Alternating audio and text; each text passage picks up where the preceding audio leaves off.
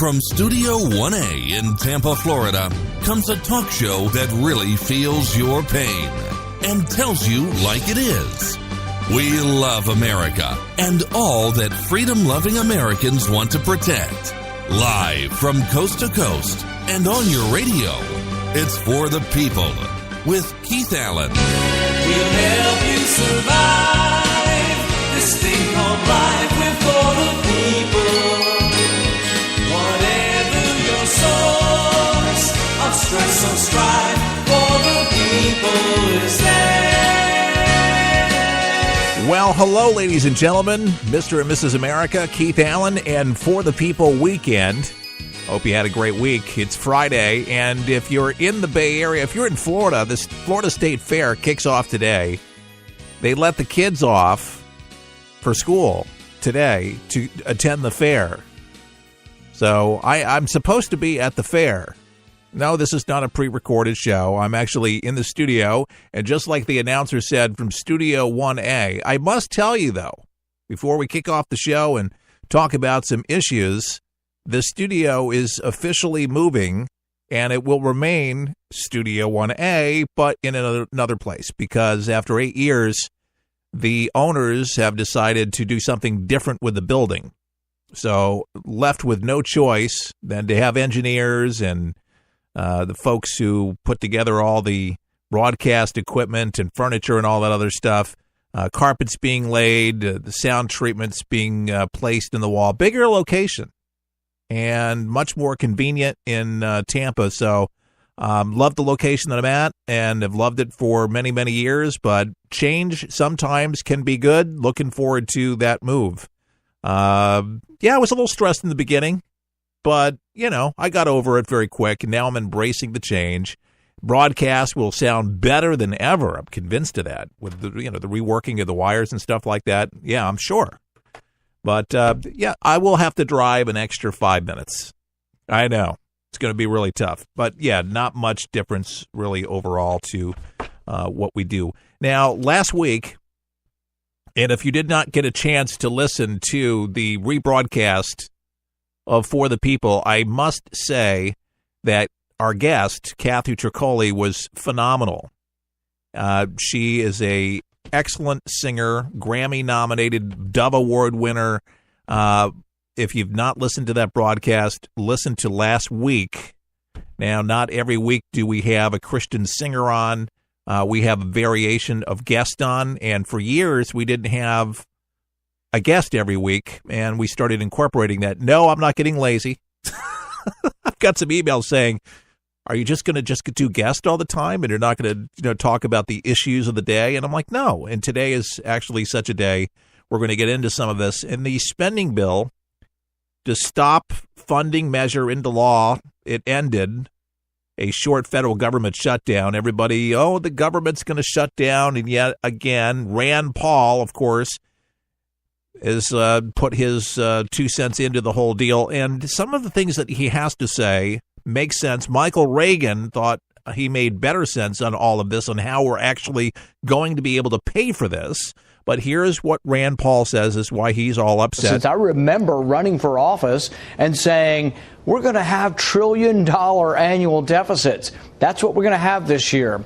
So now it's Republicans in charge, busting all the spending caps. The Democrats are complicit. Both parties, the establishment, want to spend more money. And I think part of the reason the markets are so jittery is they worry about the long-term imbalance of government debt. We have a $20 trillion debt, and we're going to be now adding $1 trillion to it this year because of the spending deal. This is a rotten deal and not good for any of those of us who believe that you can get too much debt for a country to bear. Well, I didn't know that you worked for Merrill Lynch and didn't realize that you were able to gauge what the jitters are on Wall Street. Okay, so with the record highs, forget about that.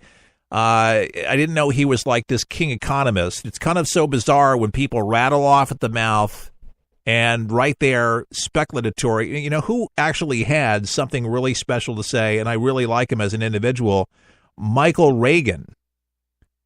And basically all the surpluses from the economy with the new companies coming in, with the new tax incentives for small businesses, and the stimulus package. And what was the other deal? Oh, yeah, more jobs. That's all been factored into being able to do this. The reason we're having to do this, he points out very eloquently, is that the military was stripped of equipment that was needed on the ground. Our military personnel were not able to do their jobs. Air pilots weren't able to fly their aircraft as a result of all of this.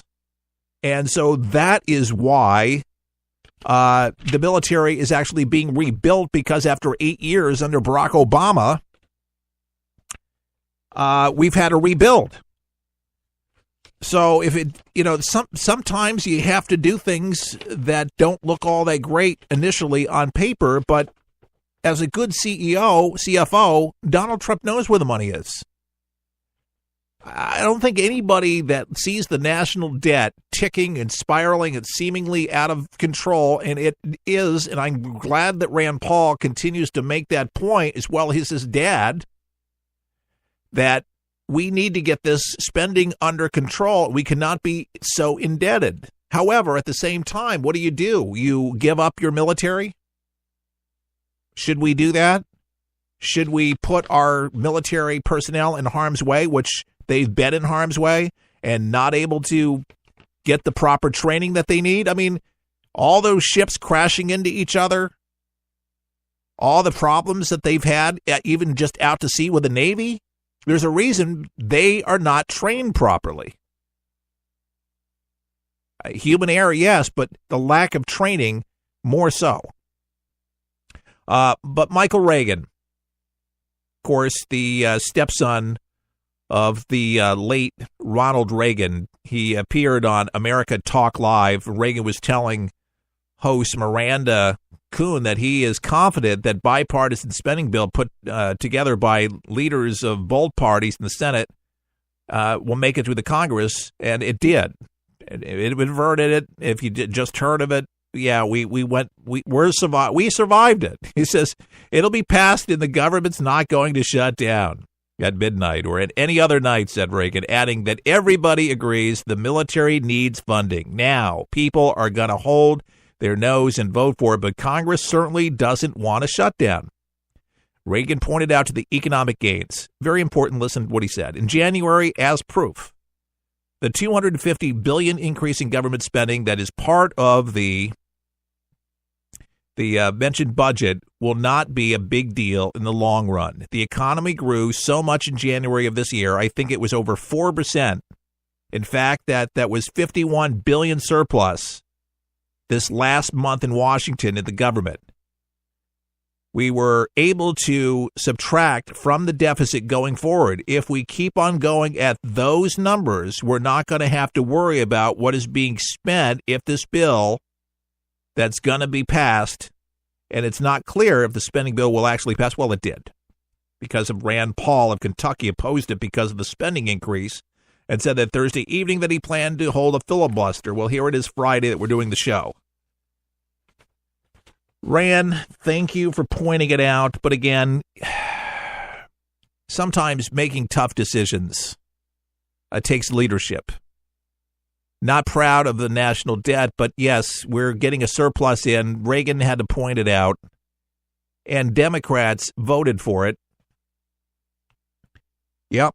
And what did Donald Trump say after the fact here? He says, just sign the bill. Our military will now be stronger than ever before. We love and need our military, and gave them everything and more. And first time this has happened in a long time. Also means jobs, jobs, jobs. It was $400 billion, folks.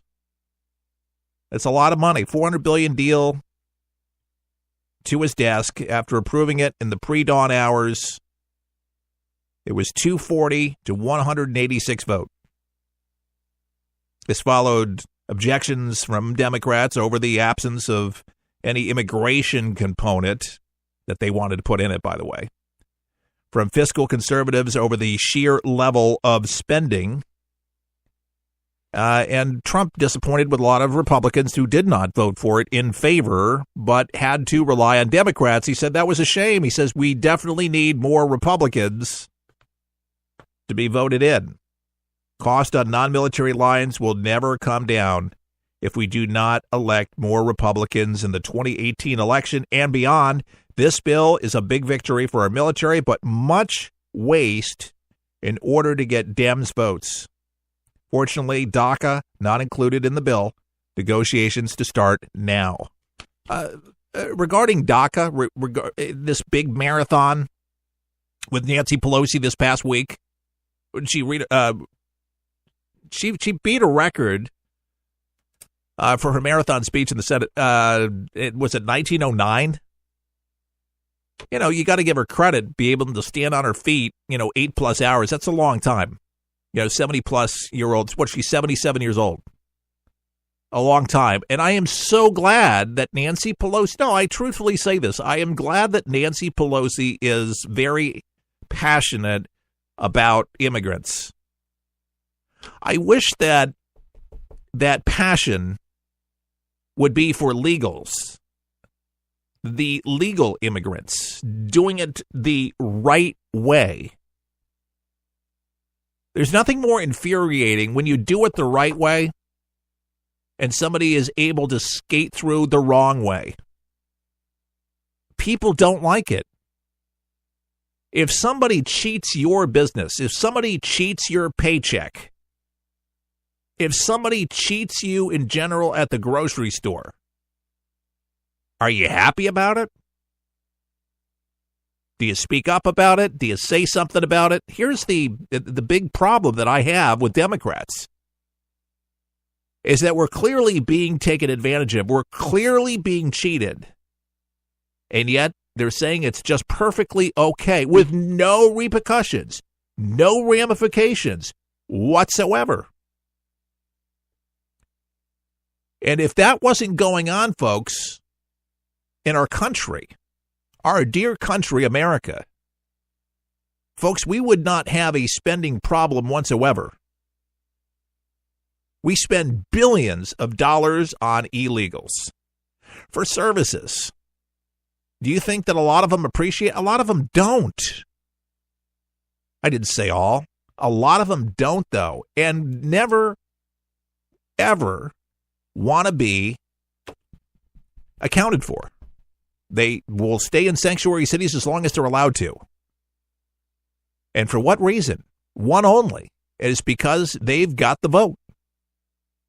Plain and simple. And that's the card the Democrats play. We've got your back. We've got your side.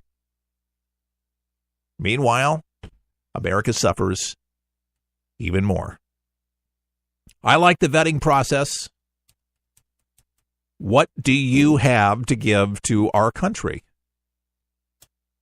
We have a lot of freeloaders in this country. Yes, we have citizens in the country that are freeloaders. I understand there is a lot of lazy people in this country. And I have to preface when talking about this very sensitive issues to many, is that I have never found more hardworking people than folks that come over from other countries that I've seen, that I've talked to, that have run businesses. Very hardworking folks. But what I've noticed specifically about these individuals, they are paying taxes. They are contributing to society. And they have pride. And yes, they bring over their families and they do the same thing. That's the right way to do it. That's legal immigration. I don't know why it is that people get so upset and bent out of shape on the left when you talk about it from that perspective. There should be a meeting of the minds. There should be a coming together upon this in DACA, all of this for the dreamers, for the children, as they always say, the little children. They have to pay for the sins of the parents. Well, that's unfortunate, but that's true anywhere. If you break the law, yes, the children will suffer as well. If mom and dad go to prison here in this country, What happens to the children? Do they stay home and they take care of themselves under 18? Of course not. They become wards of the state, or other family members take care of the kids.